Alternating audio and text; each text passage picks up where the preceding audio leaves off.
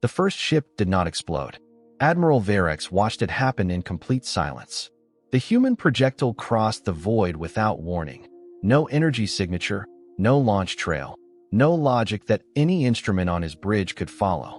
It struck one of his outer cruisers dead center. And by every law of warfare the Draconis Empire had written across 4 centuries of undefeated conquest, that cruiser should have vaporized in under a second. Their shields were calibrated to absorb the full output of a stellar flare. Their armor was forged in the cores of collapsing stars, materials that had survived conditions no weapon in the known galaxy could replicate. That ship had endured supernova shockwaves at close range and emerged without a scratch. It did not survive this, but it did not explode either.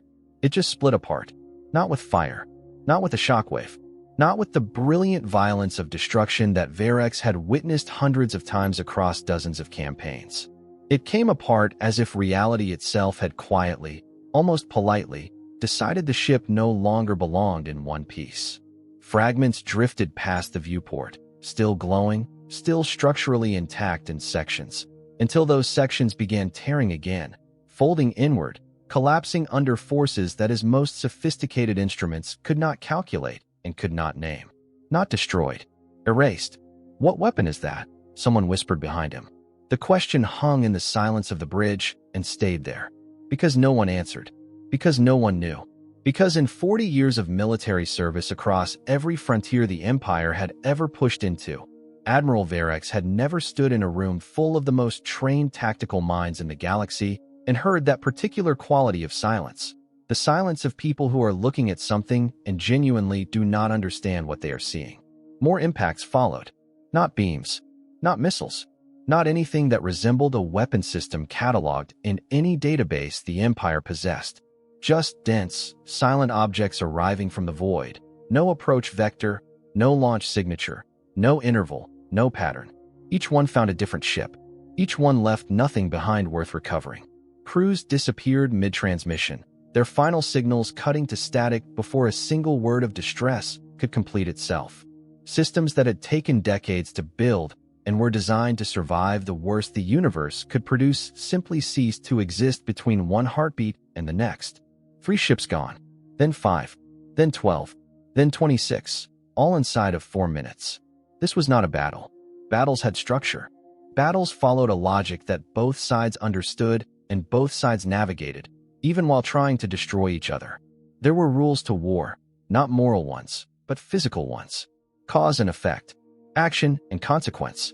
The shape of combat had a grammar to it that every military mind in the galaxy recognized, even across species and centuries.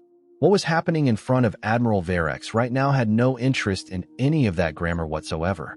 He tightened his grip on the command rail, not because he needed the support, but because it gave his hands something to do while his mind worked to find the shape of what he was facing. His voice, when he spoke, was deliberate and flat. Track their fleet.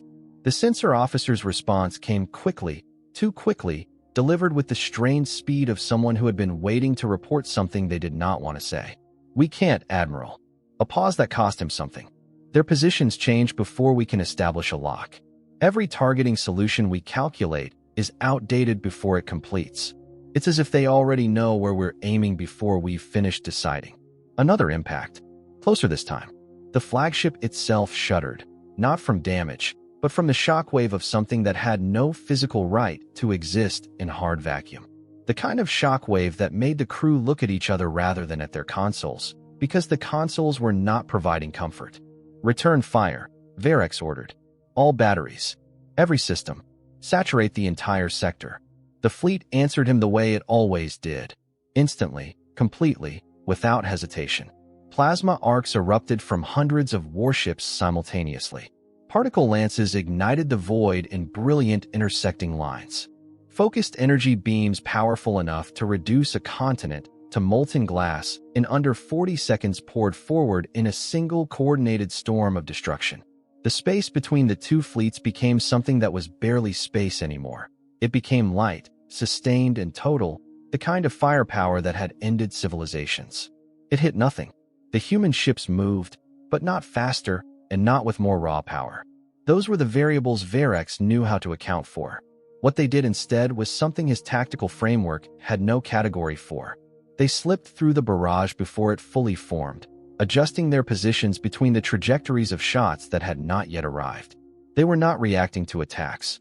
They were responding to decisions, responding to choices that had been made inside Draconis command centers but had not yet traveled down the chain to the weapons themselves. "That is not possible," Varric said quietly.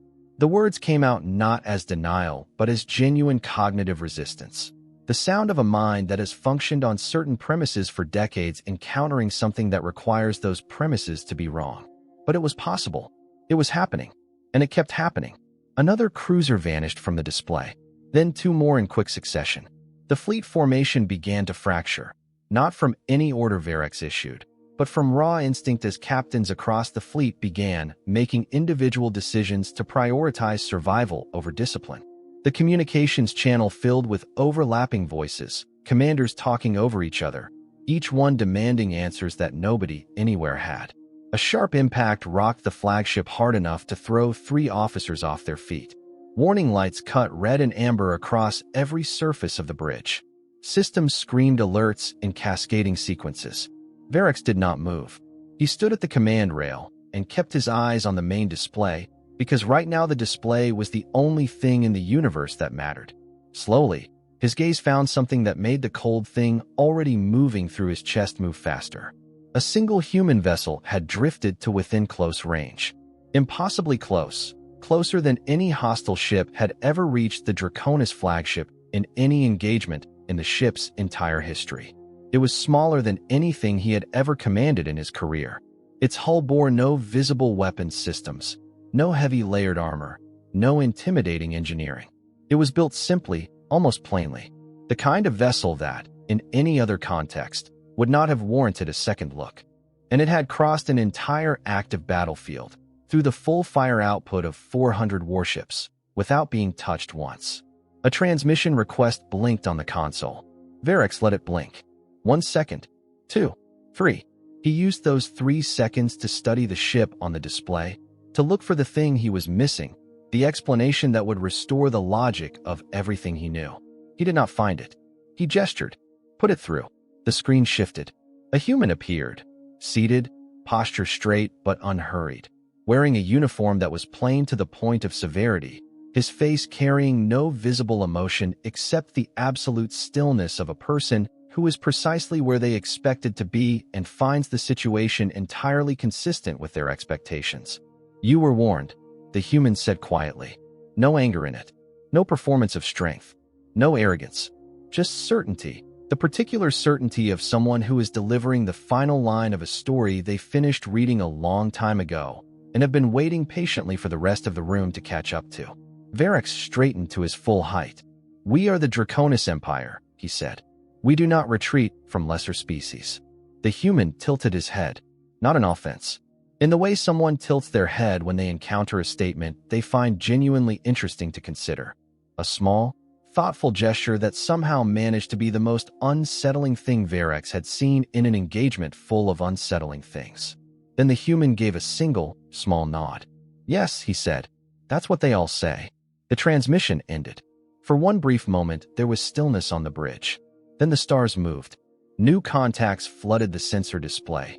Dozens first, then scores, then hundreds, appearing not as approaching vessels, but as vessels already present, already in position, already surrounding the fleet on every axis, above and below and to every side, as if they had been there the entire time and had simply chosen this moment to stop being invisible. Varric stared at the display as the full geometry of what had happened settled over him. Not with the speed of a realization, but with the slow, irreversible weight of understanding something you cannot unfeel once it arrives. This was not the beginning of a war. This was the moment he was finally being permitted to understand that the war had already been over before it began. That he had walked into an outcome, not a conflict. That everything that had just happened, every shot fired, every ship lost, every decision made, had been anticipated, prepared for, and accounted for before his fleet ever crossed into this system. And somewhere in the wreckage of that understanding, 3 words surfaced from a memory he had dismissed far too easily. "Do not attack the humans." 3 weeks before that moment, The great chamber of the Galactic Council had been filled with the particular atmosphere of sessions that most delegates already knew would amount to nothing consequential. 47 civilizations represented across elevated tiers arranged in graceful arcs around the central platform, their attention loosely distributed between the speaker below and whatever streams of information their individual data systems were feeding them. Emergency sessions were called regularly, monthly, sometimes more. Most resolved within the hour. Most required nothing from most of the people in the room. Ambassador Kale of the Altari stood at the central platform and felt, with a precision that was almost physical, the weight of knowing that this session was different in a way that the chamber had not yet decided to take seriously. He did not carry himself the way he usually did. The Altari were known across the council for their composure, for a quality of measured, patient deliberateness in everything they did that other species sometimes found frustrating and sometimes found reassuring, depending on the situation. Kale had been the Altari ambassador for 19 years. He had stood at this platform dozens of times. He had delivered difficult news without his voice changing, had navigated hostile chambers without his posture shifting, had maintained the equanimity his species was known for under circumstances that tested it severely. Today he could not find that equanimity. He had looked for it on the journey here and had not been able to locate it. What was visible on his face instead, to those who knew him well enough to read it, was fear. Not performed, not diplomatic, not the strategic display of concern meant to move an audience. Real fear, sitting in his eyes and in the set of his jaw, and in the way he stood at the platform, as if the floor beneath him had become slightly less reliable than it used to be. Representatives of the council. He began, his voice level and deliberate. Our exploration fleet has made contact with a new species located in the outer regions of the Orion Fringe. The murmur that moved through the chamber was the standard one, the sound of collective interest that new species always produced. Expansion possibilities, trade routes, alliance potential. Every discovery carried multiple layers of opportunity, and the delegates had long since trained themselves to begin calculating those layers before the speaker had finished introducing the subject. Kale did not acknowledge the reaction. He pressed forward. They call themselves humans, he continued. Their homeworld is designated Earth. More movement through the chamber. Louder this time. A few delegates leaned forward. Others began accessing their personal data streams, running preliminary searches on whatever had already been filed under that name. Then Kale activated the central display, and the images that filled the air above him were not what anyone in the chamber had expected. Not peaceful first contact footage. Not the standard imagery of cities and technology and social structures that typically accompanied the introduction of a new species. Instead, what appeared was conflict. Not one war, not one era, but thousands of them, overlapping and continuous, spanning the entire visible arc of human development from the earliest crude weapons to the industrial age to the nuclear era to the technologies that followed. Each image fed into the next without pause, forming an unbroken chain of organized violence that stretched across the entire history of a civilization. Initial assessment classified them as a standard progression species, Kale said. Industrial advancement, early space capability, fragmented governance structures across multiple competing political entities. He paused. That assessment was incorrect. The chamber grew quieter. We initiated peaceful contact protocols. They responded exactly as expected, cautious at first, then curious, then openly cooperative. Their leaders welcomed our delegation. They asked careful, intelligent questions. They shared knowledge freely. They expressed genuine interest in the wider galaxy and in us specifically. For several cycles, there was no indication of anything beyond what we anticipated from a species at their stage of development. He let that sit for exactly as long as it needed to. Then we studied their history. The display continued to run. They have no era of sustained peace, Kale said, and his voice had dropped slightly, not for effect, but because the weight of what he was saying seemed to require less volume, not more. Not in any form that we would recognize as peace. Conflict is not an exception in their development. It is not a phase they pass through. It is the constant, the engine, the defining condition of everything they have built and everything they are. A voice from the upper tiers, dismissive, confident, the voice of a delegate who had heard many alarming presentations, and had learned to calibrate his response accordingly. Many species evolve through violence. That is not a unique characteristic. No, Kale agreed, and he turned slightly toward that section of the chamber, not in challenge but in acknowledgement. It is not unique. You are correct. A beat. What is unique is what they did with it. The display shifted. The battle footage was replaced by something that looked, at first glance, less alarming: diagrams, strategic models, simulation frameworks layered over each other in patterns of considerable complexity. They looked almost academic, almost dry. They did not simply fight, Kale said. They studied it. They turned warfare into a science, a formal discipline with its own institutions, its own research methodologies, its own accumulated body of knowledge passed forward without interruption across every generation. They built academies dedicated entirely to the analysis of conflict. They preserved every defeat as carefully as every victory, because they understood that failure contains more instruction than success ever does. The chamber was genuinely quiet now. Not the polite attention of delegates performing engagement, but the actual silence of people who are processing something. They simulate conflicts that have never occurred, Kale continued, preparing responses to threats that do not yet exist. They study the wars of other species, including ours, with the same systematic rigor they apply to their own history. They have been doing this without interruption for over 4,000 years.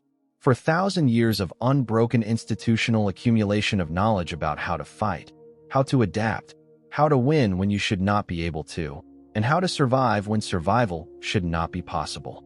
He paused and let the silence exist for a moment. They train their young not just to survive conflict, but to understand it, mathematically, historically, psychologically, strategically. Every angle, every variable, every possible permutation of an engagement mapped and studied and discussed and refined. A ripple of discomfort moved through the assembly. Not panic, discomfort. The specific unease of people who are listening to something they would prefer to dismiss, but cannot quite locate the grounds to do so. They are not the most technologically advanced species we have encountered, Kale acknowledged. Their fleet capacity is modest by council standards. Their expansion into space has been deliberate and restrained rather than aggressive. In purely material terms, several civilizations represented in this chamber outmatch them significantly. He deactivated the diagrams, leaving only a single image on the display, a wide shot of a human city at night, lights spreading to the horizon in every direction, the kind of image that was almost peaceful in isolation. That is not what makes them dangerous, he said. From the Draconis section of the upper tier, a figure shifted. Not enough to be a disruption, just the small, meaningful movement of someone whose patience with a line of reasoning has reached its limit. And what does? The voice asked. Calm, almost bored. Kale looked directly toward that section of the chamber. He held the gaze for a moment before he answered. They adapt faster than any species we have ever studied, he said. Not over generations, not over centuries. Within a single conflict, within a single engagement. They observe what is happening, identify the pattern, develop a response, and implement it, all while the fight is still occurring. No one spoke. When we concluded our exchange with their leadership, Kale said, and his voice had dropped further now, requiring the chamber's attention rather than demanding it, I asked one of their senior military commanders a direct question. He paused. I asked what would happen if Earth were attacked. The chamber leaned in, collectively, almost imperceptibly. They did not speak of defense, Kale said. They did not speak of survival, or resistance, or deterrence. The frameworks every other species we have encountered defaults to when that question is posed. Another pause. Longer. They spoke of response. The word landed in the silence and stayed there. They said they would identify the origin of the attack with complete certainty. Then they would dismantle it. Not the attacking force alone, but every system that supported the attacking force. The logistics infrastructure, the command architecture, the supply chains, the strategic planning bodies, the political structures that authorized the decision, the economic foundations that funded it. Every element of the apparatus that made the attack possible would be located, targeted, and removed. A faint shift of unease spread through the room. And then, Kale said, very quietly, they said they would ensure it could never happen again. Silence. The complete, total silence of a room that has heard something it cannot immediately answer. They said this calmly. Kale continued. Without anger. Without emotion of any detectable kind. With the tone of a person describing a process they have already completed many times before and found entirely manageable. As if the outcome were not a possibility they were contemplating, but a sequence of events they had already run through in their minds and found straightforward. He looked across the entire chamber, making eye contact where he could. I am not presenting speculation, he said. I am not presenting a worst-case interpretation of limited data. I am presenting what I observed directly, corroborated by every member of my delegation, after sustained and detailed engagement with this species. He let the word land with full weight. This is a warning. A breath. Do not engage with this species under hostile intent. Do not test them. Do not assume that their current technological limitations define the ceiling of what they are capable of becoming within the span of a single conflict. If you choose to attack them, if any member of this council chooses to move against Earth, you will not be fighting a developing civilization that needs time to catch up. He paused one final time. You will be fighting a species that has spent its entire existence preparing, with extraordinary dedication and precision, for exactly that scenario. The chamber remained still, and for the first time in a very long session, no one immediately reached for a response. The silence broke in the way silences in that chamber always broke. Not with a single voice, but with a spreading undercurrent of sound. Not alarm, not debate, but something closer to amusement. The low, relaxed laughter of an assembly that had just heard something it found more curious than frightening, filtering upward through the tiers as delegates leaned toward each other and exchanged the knowing looks of people who have learned to recognize the difference between a genuine threat and an overwrought presentation of one. At the center of it, the Draconis delegation remained entirely still, and then General Verex rose. He was not yet an admiral. He stood at the edge of the Draconis tier with the particular ease of a man who had been in rooms like this one for most of his adult life and had never once left one having gotten less than he came for. He was a large figure, not in a way that needed emphasis, but in the way that certain people occupy space differently from others, a quality that had nothing to do with physical size and everything to do with a lifetime of absolute conviction. His presence did not demand the chamber's attention. It simply made the chamber's attention inevitable. The laughter faded as he stepped forward, not out of respect for Kale, out of instinct. Ambassador, Verex began, and his voice carried the warm, patient tone of a teacher who has seen this particular mistake before and has learned to address it without impatience. You have offered a genuinely interesting perspective. The emphasis on interesting was subtle enough that only those paying close attention caught it. Most of them were paying close attention. But I think you've made a fundamental error, he continued, moving toward the center platform with the unhurried confidence of someone who has prepared for this conversation. You've observed a species characterized by constant internal conflict, a species that has spent its entire existence fighting itself, and you have interpreted that as a form of strength. He gestured toward the display, where the last images of human battle footage still faintly hovered.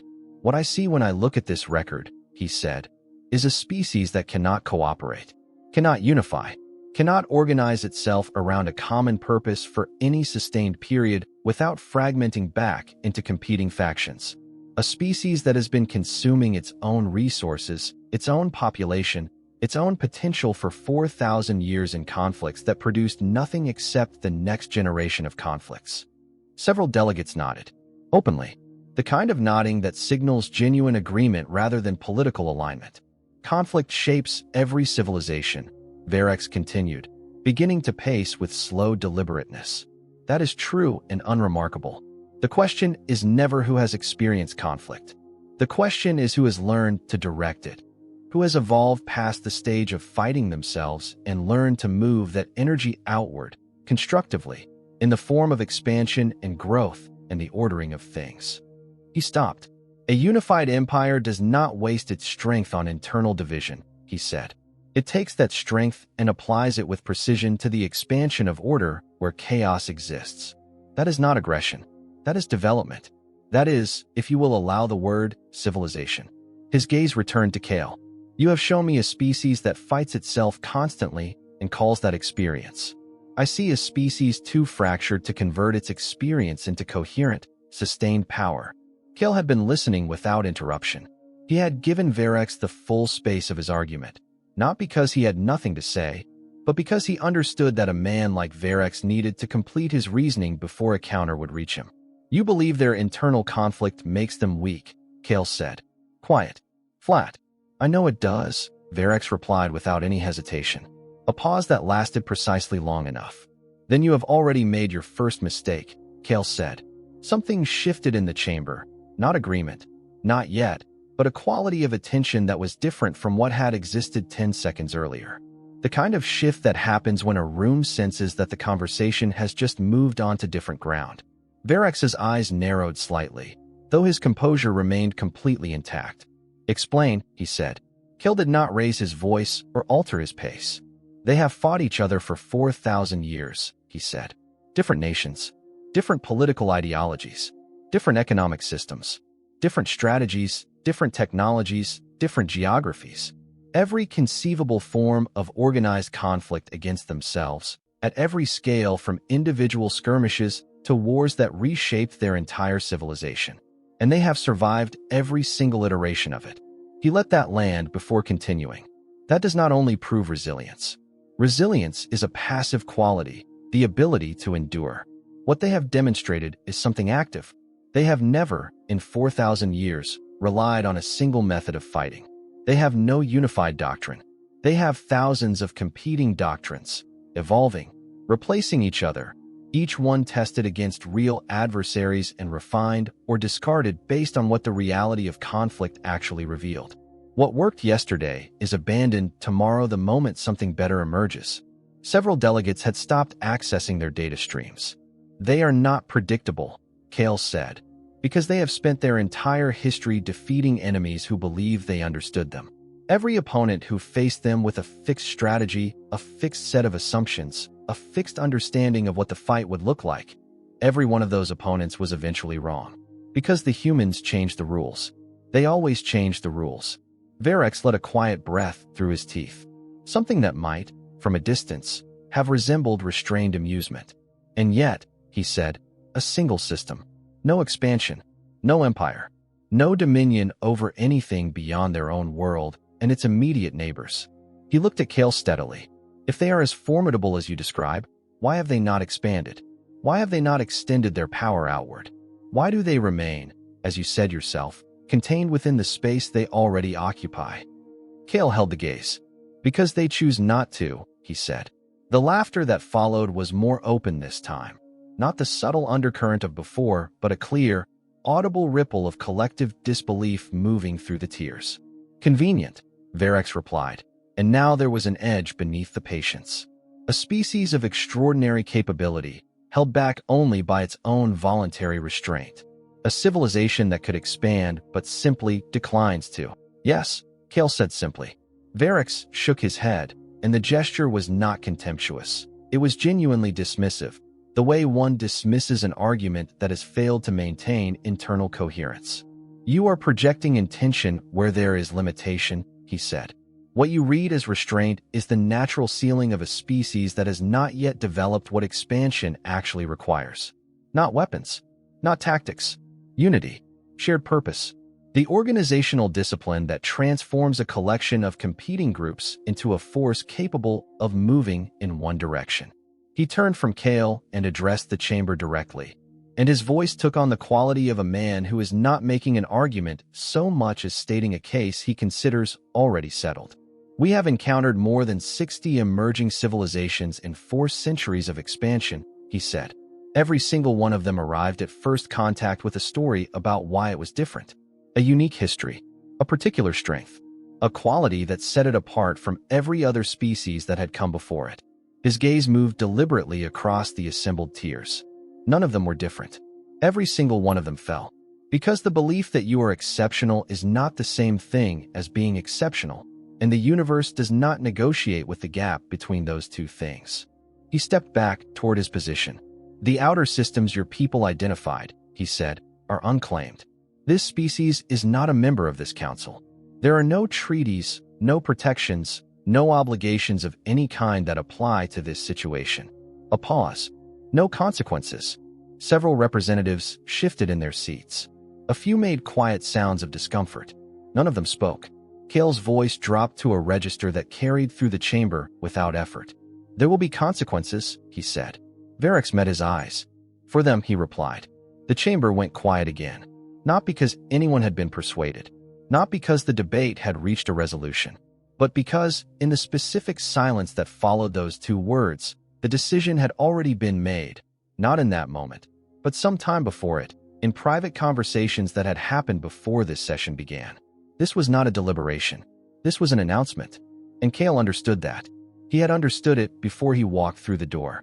He had given his warning anyway because the alternative was to give no warning, and he was not capable of that.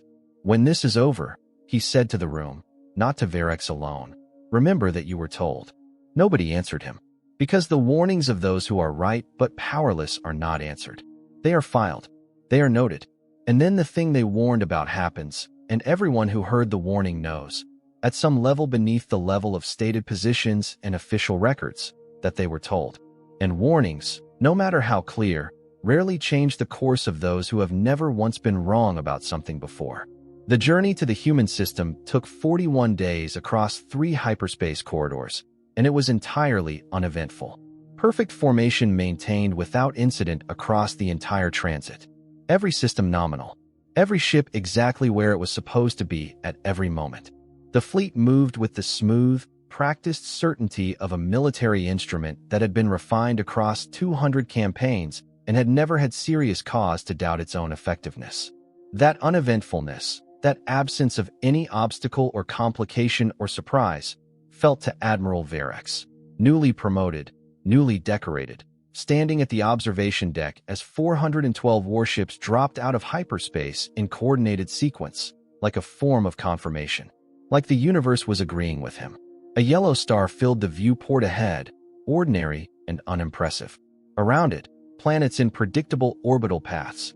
Gas giants in the outer system, large and unhurried.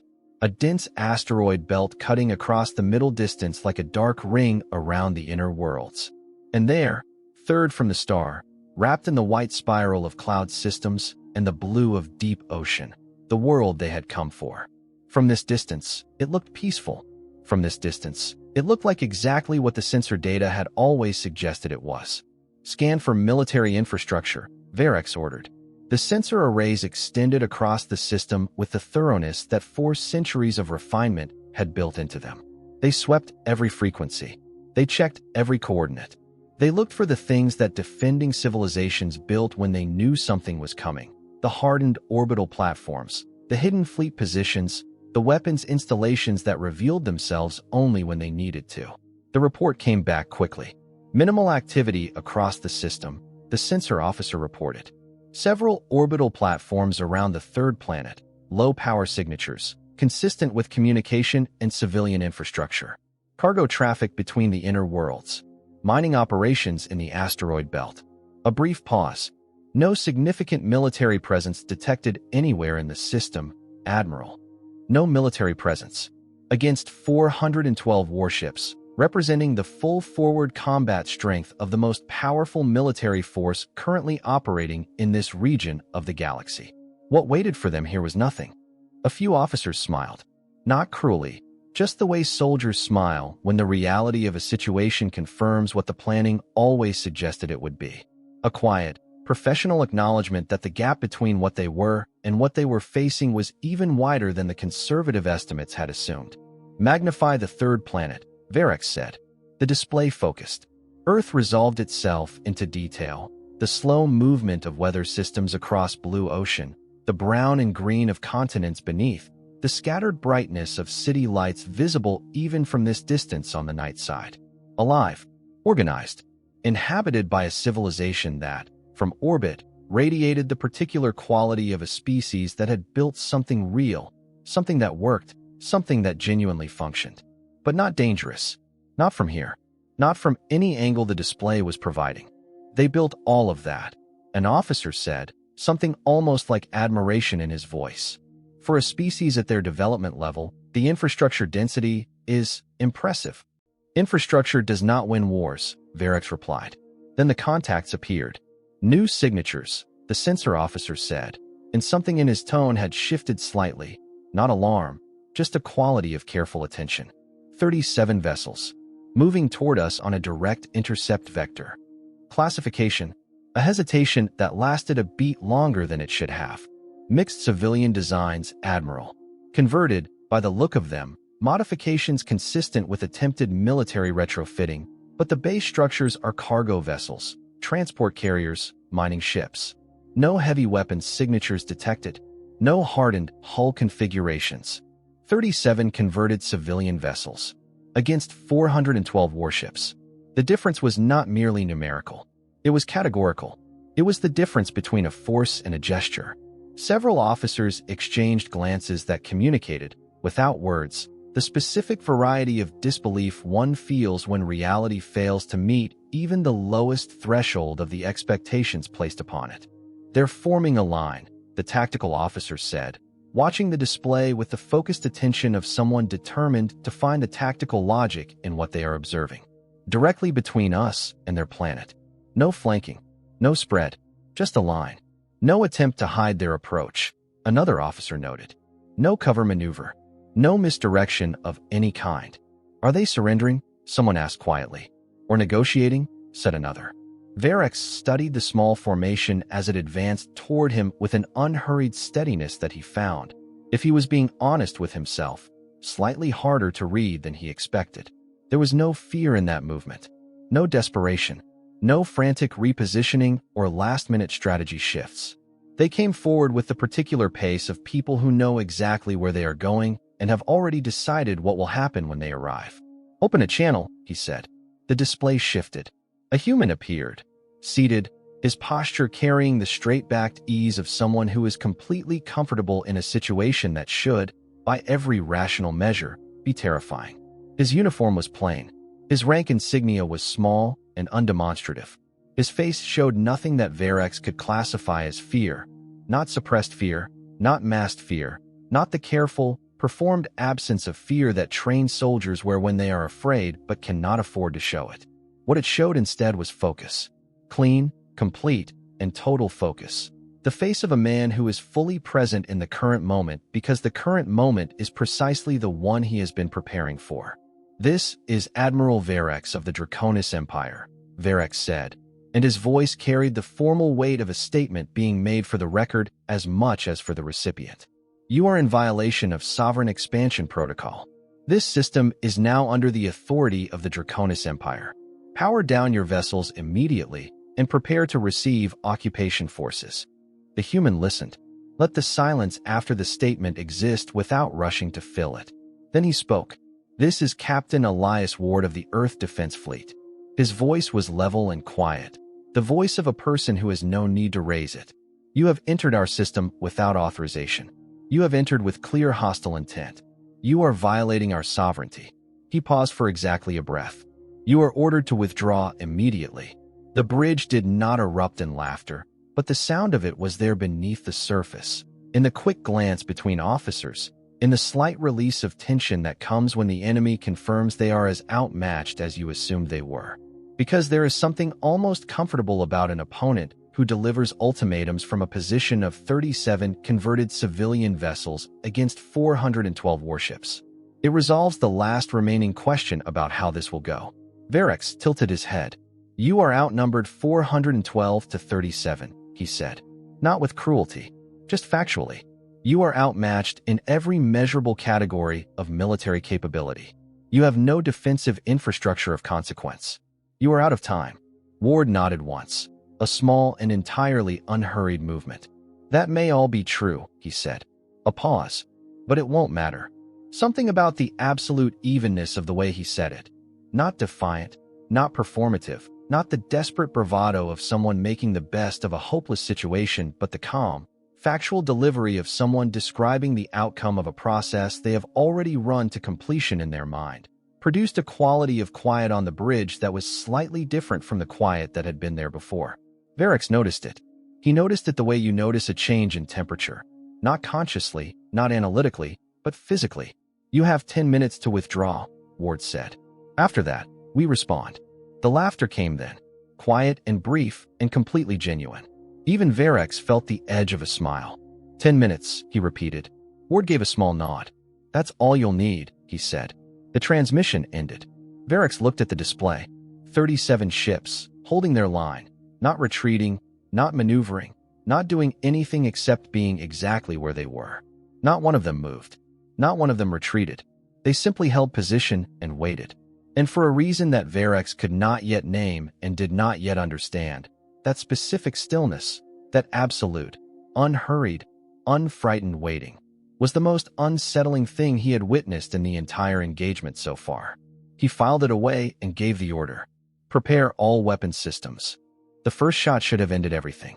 The concentrated plasma beam that erupted from the Draconis flagship was the kind of weapon that existed at the absolute edge of what was physically constructible, engineered across decades of refinement to produce a focused column of destruction so complete that fortified military installations rated to withstand orbital bombardment could not survive contact with it for more than a fraction of a second. It was not a weapon designed to damage. It was a weapon designed to eliminate.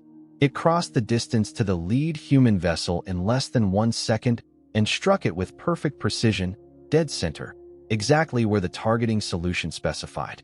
Every officer on the bridge watched the display. Every one of them knew what came next. They had seen it happen to fortified bunkers and armored warships and hardened planetary installations across 30 campaigns. The sequence was always the same. Contact, saturation, cessation, nothing remaining. The ship was consumed in light. Direct hit confirmed, the weapons officer said. The confidence in his voice was the confidence of a man reporting a fact. And then the light faded. The ship was still there, not damaged, not trailing fire or debris or the structural dissolution that followed even a partial hit from a weapon of that class. Not drifting, not showing any of the secondary failure signatures that always appeared in the seconds after a strike. The flickering power systems, the escaping atmosphere, the cascade of damage signals. It was simply still there, exactly where it had been, exactly as intact as it had been before the shot fired. As if the beam had made the entire journey and then quietly ceased to exist somewhere in the immediate vicinity of the hull. The bridge fell silent. Not the silence of men waiting for the next development. The silence of men whose model of the world has just been presented with a data point it cannot accommodate. No structural damage, the sensor officer said, and his voice had changed, stripped of the comfortable professionalism it had carried all session, replaced with something tighter and more careful. Energy dispersion pattern is, there is no match in any database. The signature reads as if the impact was completely absorbed. Every joule of energy that beam carried. He stopped. Gone. Fire again, Varix said. This time he didn't specify a single ship. He opened the command to the forward formation. Dozens of vessels, every weapons system they carried, all of it converging on a single target in coordinated saturation. The kind of strike reserved for hardened planetary infrastructure. The kind that made planets remember they had been visited. The human vessel disappeared inside the barrage. Every system on every participating ship confirmed impact. The light cleared. It was still there. Expand to full fleet, Varix said. And his voice was very controlled now in the way that voices become very controlled when what is happening is directly contradicting something fundamental. All weapons. Every ship. Full simultaneous volley. Saturate the entire engagement zone.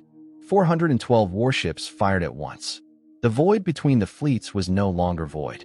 It was sustained, continuous, total destruction. A volume of fire so complete that there was no physical space within it where something could exist intact. The mathematics of it were not ambiguous. The outcome was not uncertain. This was not a weapon being used against a target. This was the erasure of a defined volume of space. When it ended, all 37 human ships were present, undamaged, in exactly the positions they had held before. Not one had fallen.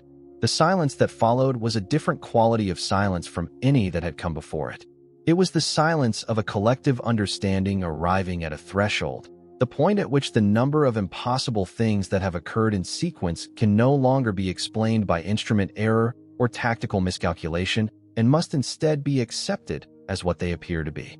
They didn't move during any of that, the tactical officer said, and his voice had the quality of a man narrating something he is not sure he is correctly perceiving. No evasion, no maneuver. They just let it all hit them. Find the shielding technology, Varex said. Attempting, the sensor officer replied. But there is no consistent energy field, no barrier signature, no detectable mechanism of any kind that would account for. He stopped himself. Admiral, I have no explanation for what we're observing. Then find one, Varex said.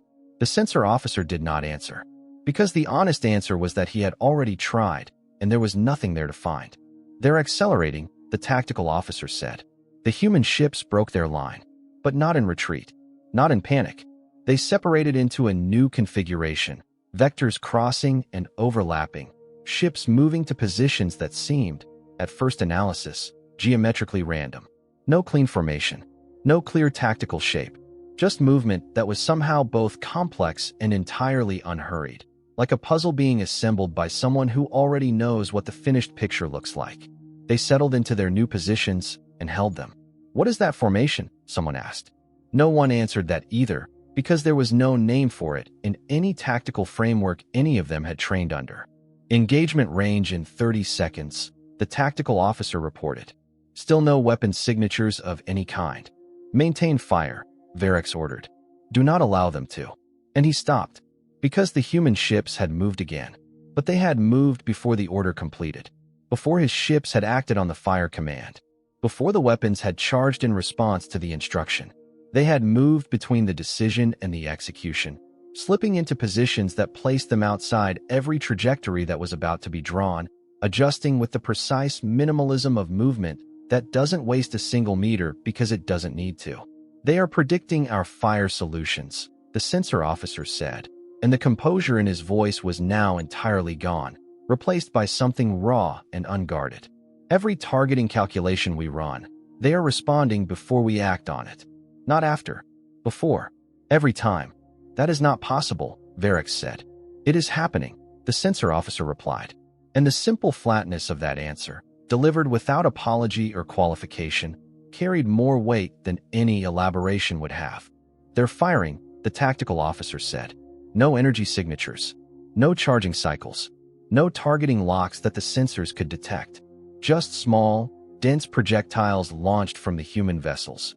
Visually unimpressive, almost primitive, the kind of thing that, in any other context, would have looked like the desperate last measure of an outmatched force. Then the sensor readout updated.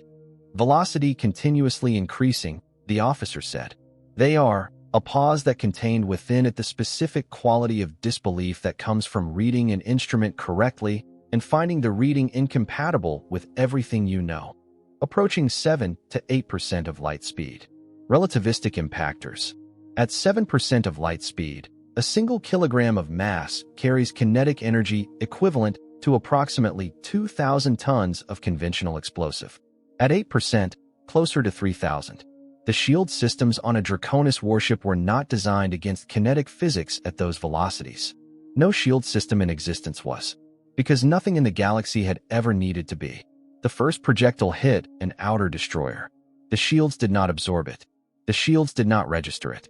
The projectile passed through the ship in the time it takes to blink, leaving a channel of complete structural destruction along its path. Every system it crossed, gone. The ship did not explode. It collapsed, its structural integrity failing at 17 simultaneous points, crumpling inward in the specific silence of a vessel that has had its skeleton removed. 3 more ships fell before anyone spoke. They're targeting specific subsystems, an officer said, and his voice was the voice of someone who is frightened but is trying very hard to be useful. Command bridges, primary reactor cores, engine assemblies. A beat of genuine confusion. They shouldn't know the locations of those systems. Our internal architecture is classified. They know, Varex said quietly. More impacts. The fleet formation fractured, not from any order but from the instinct of captains who were running calculations about survival faster than they were running calculations about discipline. Ships broke from position, and the moment they did, the human vessels shifted, not to pursue but to arrive, already, at the positions those fleeing ships would need to reach. Waiting at the destinations before the decisions that led to those destinations had finished being made. They are adapting in real time, the sensor officer said, and he was past the point of managing his tone. Every adjustment we make, every new formation, every countermeasure, They account for it immediately. Every shot they fire is different from the last. There is no repetition. There is no pattern we can predict or model because the pattern is continuously changing. Close the distance, Varex ordered. He heard the hesitation, felt it more than heard it, before the officers responded. If their advantage is range and prediction, he said, we remove that advantage by forcing direct engagement. We close distance and we fight inside their decision cycle. It was sound reasoning. It was the right call from within the tactical framework, he understood. It was the call that had worked against adaptive opponents before, the move that disrupted timing-based strategies by removing the timing they depended on. The fleet surged forward. The human ships came to meet them, not retreating, not adjusting to maintain range, coming forward to meet the closing distance with the same unhurried certainty that Ward had shown on the transmission. The certainty of people who had already gamed out this move and were not displeased that it had been made. For a reason that Varex did not yet have words for, that forward movement was the most frightening thing he had seen yet. Closing the distance made everything worse. The understanding of that arrived not as a single revelation, but as a sequence of smaller ones, each one arriving just ahead of its consequence, each one explaining the last thing that had happened precisely too late to prevent the next thing from happening. The Draconis fleet locked into its most sophisticated close-range configuration, layered defensive grids with overlapping fields of fire, every angle covered by multiple vessels, a formation that had been tested against every close engagement scenario the Empire strategists had been able to construct over 4 decades of development. It was not a perfect defense. No defense was perfect, but it was the closest thing to one that existed in any military doctrine currently operating in this galaxy. The humans did not penetrate it. They dissolved it from the inside. 3 human ships found a single Draconis cruiser that had made a standard positional adjustment, a correction of perhaps 90 meters, a completely routine movement driven by formation protocol. The humans had not responded to it. They had already been moving before it happened. One vessel drifted into the cruiser's forward targeting arc and activated a low-level energy signature that drew the ship's primary systems forward. A second slipped into the blind spot created by that redirection. The third held completely still for 4 seconds, until the precise moment the cruiser's shield system completed its redistribution cycle and began its 200-millisecond reset. All 3 fired, staggered by intervals of 60 milliseconds each. The first impact forced an emergency shield compensation. The second struck during the gap between compensation and recovery. The third arrived before the system could re-establish baseline. The cruiser was gone. From the initial movement of the first human vessel to the final collapse of the cruiser's structural integrity, 14 seconds. They timed the shield cycle, the tactical officer said, and the disbelief in his voice was indistinguishable from awe. They knew the precise reset interval. They built the entire sequence around a 14-second window. How do they know our shield reset intervals? Someone demanded. They've been studying us, another officer replied. From the first shot we fired. And that was when the asteroid belt activated. What had been inert, scattered debris across 800,000 kilometers of the system's middle distance began to move with the coordinated purpose of something that had been waiting for a specific cue. Panels unfolded along surfaces that had appeared to be nothing but rock. Mechanisms engaged inside structures that the Empire's sensors had classified as natural formations. The entire belt, or rather, the substantial portions of it that had been quietly, patiently modified at some point before this fleet ever entered the system, began to function as a single distributed weapons installation of enormous scale. Streams of accelerated projectiles erupted from dozens of coordinates simultaneously, crossing the space in intersecting trajectories that forced immediate evasive action across the entire Draconis fleet. Those are not natural formations, the sensor officer said, and his voice had taken on a quality that sat somewhere between professional report and personal horror. They have been modified, converted. The rock is real, but the infrastructure inside it is not. They built launch systems into the belt. We have been flying inside their weapons installation since we entered the system. Varex stared at the display. When he said, months, the officer replied. At minimum, possibly longer. The modifications are extensive. This is not an improvisation, Admiral. This was planned and built long before we decided to come here. More fire. From different coordinates. The orbital platforms that the initial scan had classified as civilian infrastructure were not civilian infrastructure. The mining stations in the outer system had been converted. Debris clusters that the sensors had passed over as irrelevant were not debris clusters. Every piece of space in the system that the humans occupied, every rock, every station, every structure, every object they had touched, had been engineered into part of a unified battlefield. The fleet was not fighting against ships. The fleet was fighting against a system. And the fleet had entered that system as if it were empty. "They're shaping our evasion paths," the sensor officer said, watching the data. "Every time we maneuver to avoid the belt fire, the movement forces us into a corridor. And there are human vessels waiting inside every corridor." Varex watched a ship adjust its heading to avoid an incoming projectile from the belt and fly directly into a position 3 human vessels had been holding for the past 40 seconds. "They're not reacting to us," he said. "No," the sensor officer confirmed. "They're creating us. They are determining where we go by controlling what we're avoiding." "Yes." And then the ships began appearing inside the formation. No hyperspace exit signatures. No approach vectors the sensors had tracked. No warning of any kind. One moment a space within the defensive grid was empty, and the next moment it was not. And a human vessel was present inside it with the precise, unhurried purposefulness of someone who has arrived exactly where they intended to be. The first one materialized 40 meters from the fleet's core battleship. It accelerated immediately toward the target. Defense systems responded instantly. Not fast enough. The human ship detonated on contact, but not outward. The explosion was shaped, directed, channeled entirely inward through the contact surface, a focused transfer of energy through a single point that tore through the battleship's interior structures with devastating efficiency. The ship collapsed rather than exploded, its reactor gone, its command bridge gone, its entire spine of critical systems destroyed by a force that had traveled through rather than against the hull. 2 more appearances followed within 30 seconds. 2 more ships lost to the same method. Then more. "We cannot track their entry points," the sensor officer said, and he was speaking with the flat, careful delivery of someone who has moved past distress and arrived at a kind of grim professionalism. "We cannot predict their emergence locations. We have no basis for anticipating where they will appear," which meant there was nowhere left that was safe. Moving, predicted. Holding still, targeted.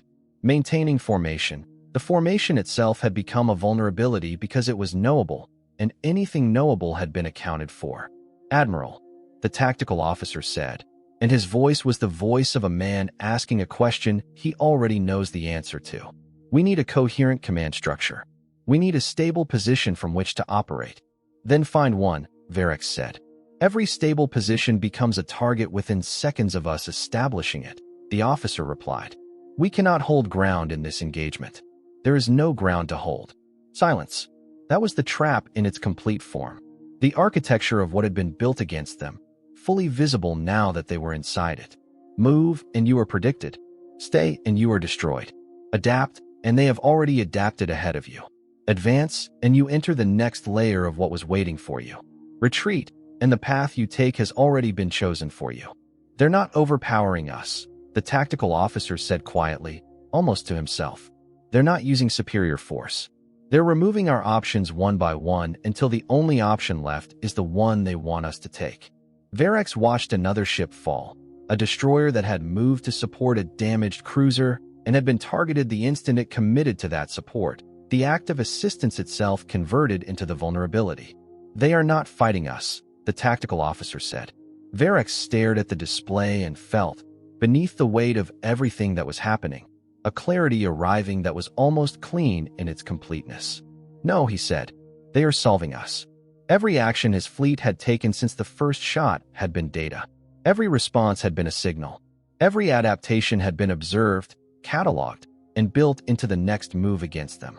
They had been teaching the enemy how to defeat them from the very first moment, and the lesson was now, evidently, complete. The collapse was quiet. That was the thing that marked it most distinctly. Not the scale of the losses, not the tactical failure, not even the evidence of preparation on a scale that rewrote everything he thought he had understood about this engagement. The quiet. Defeat, in his experience, was loud. It had always been loud. The communications chaos, the the alarm systems, the voices of commanders fighting the reality of what was happening. This was different. This was the sound of a force that had run out of things to try.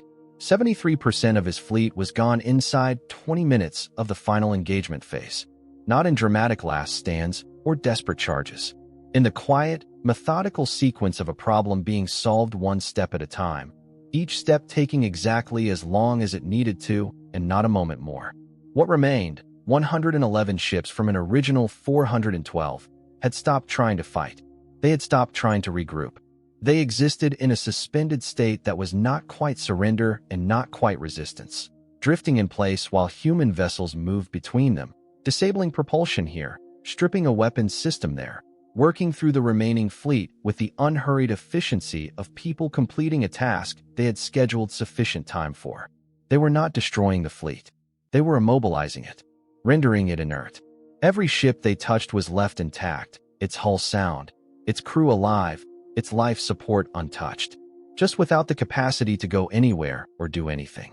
Several human vessels are departing the engagement zone, the sensor officer said, his voice carrying the careful flatness of someone delivering information they are not yet sure how to contextualize. Multiple signatures. Moving out system. Varix looked at the display. Direction. Calculating. The officer's tone changed. Not dramatically, just enough. Admiral. Trajectory plots to our home sector. The bridge went very still. Time to arrival if we pursue maximum hyperspace. They will arrive before us. A pause. Significantly before us. That is not possible, another officer said. Our hyperspace routes are classified. Our corridor maps are. They were inside our formation, Varix said quietly. He heard how his own voice sounded and didn't attempt to change it. They were inside our ships. They had access to our systems from the moment they began appearing within our defensive grid. He watched the departing signatures on the display. They have our navigation data, our corridor maps, our home system's approach vectors. They didn't just learn how we fight, the tactical officer said slowly. No, Varix said. They learned how we move. The weight of that, the full, complete weight of understanding how long this had been planned and how thoroughly, settled across the bridge like something physical. A new transmission request appeared. Varix accepted it immediately. Ward appeared on the display, unchanged, his expression carrying exactly the same quality it had at the start of the engagement, the stillness of someone who is exactly where they expected to be. You understand now, he said. Not a question. You could have destroyed us, Varix said. From the first moment. The first shot. Yes. Then why didn't you? Ward held his gaze steadily. Because destroying you isn't the objective, he said. The simplicity of it was almost physically uncomfortable. Not because it was unclear, but because it was completely clear, and the implications of it required a reorganization of assumptions that Varix was still in the process of making. You knew everything, Varix said. From before we arrived. How we'd advance. How we'd form up. How we'd respond.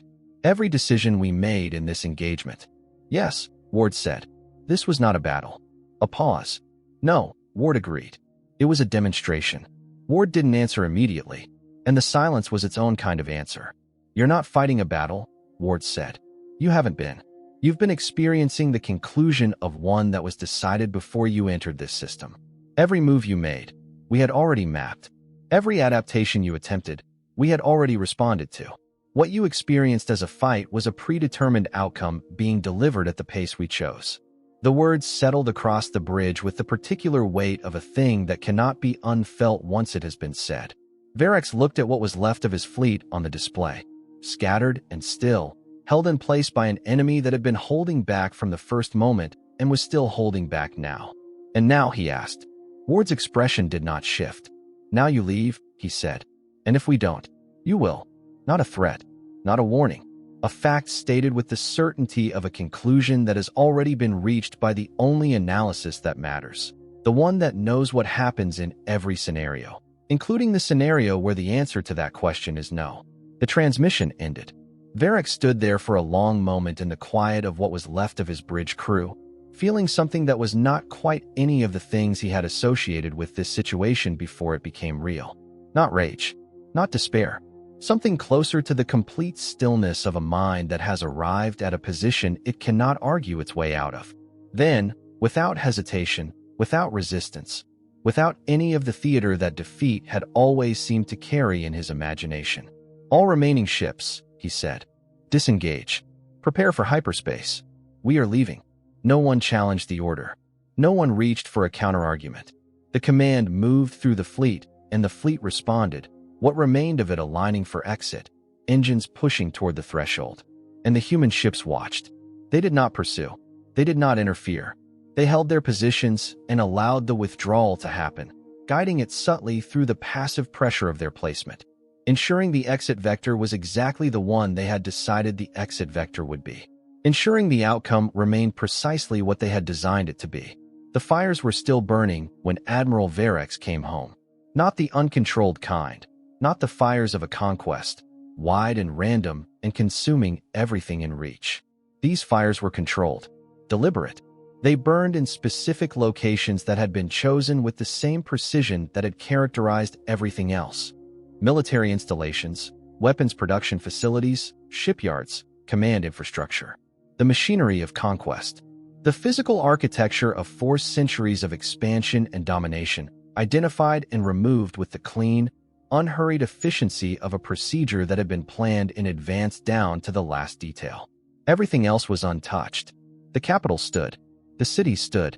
The civilian infrastructure, the schools, the hospitals, the markets and the living spaces and the places where ordinary people spent their ordinary lives. None of it had been touched.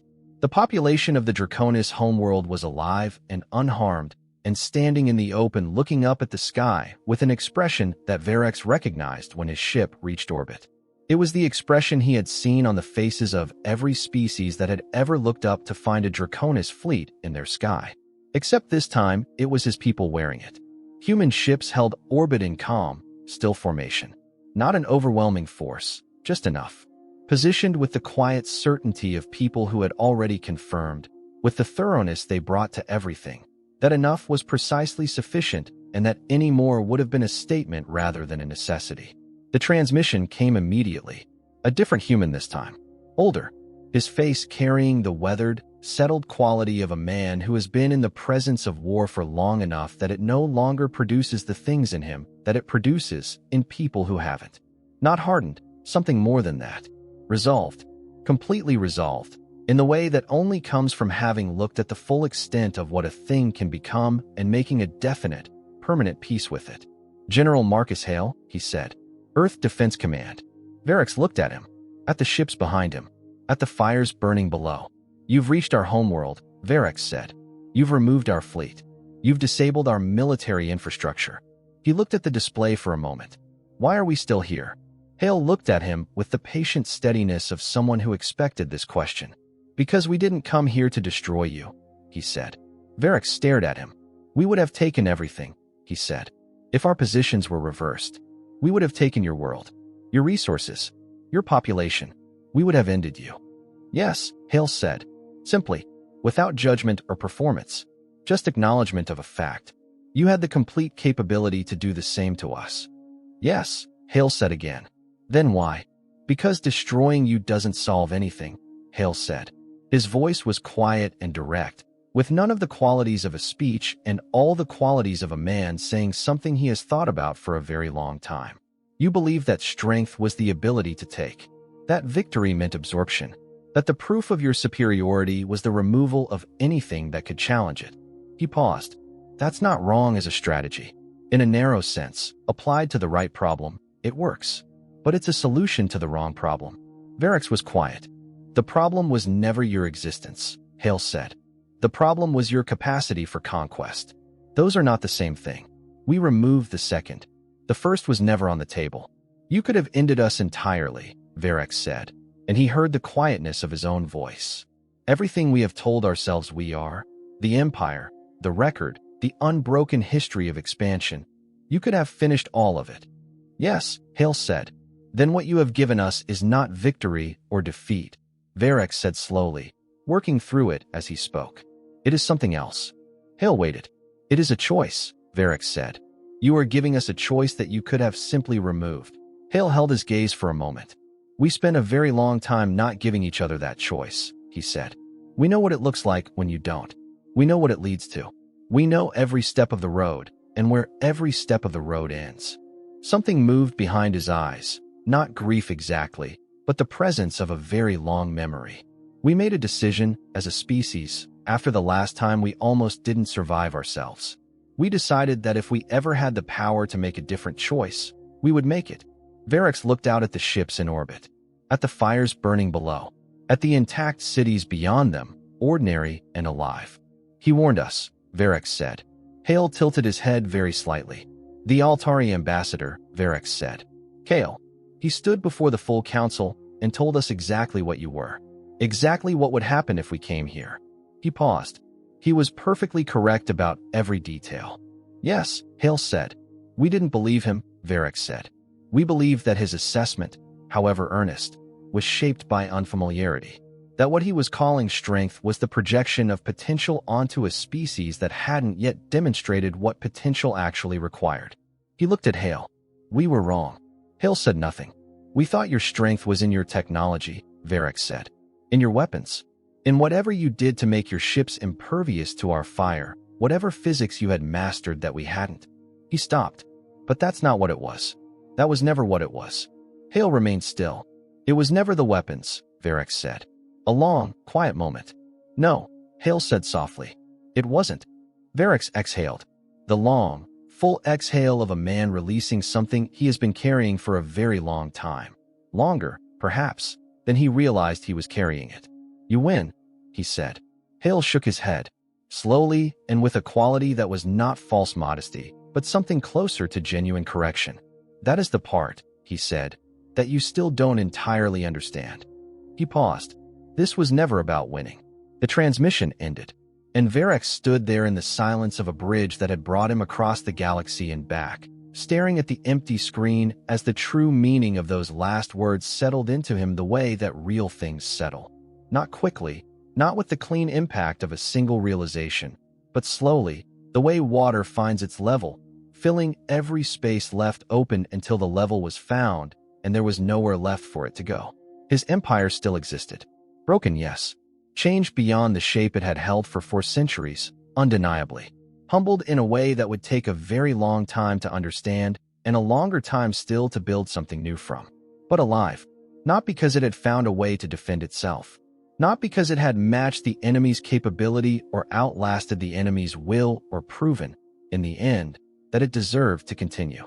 But because the species it had chosen to attack, the species every reasonable voice had told them clearly and directly not to touch, had looked at everything within its power to do and had chosen, with complete deliberateness and full awareness of every alternative, to do less.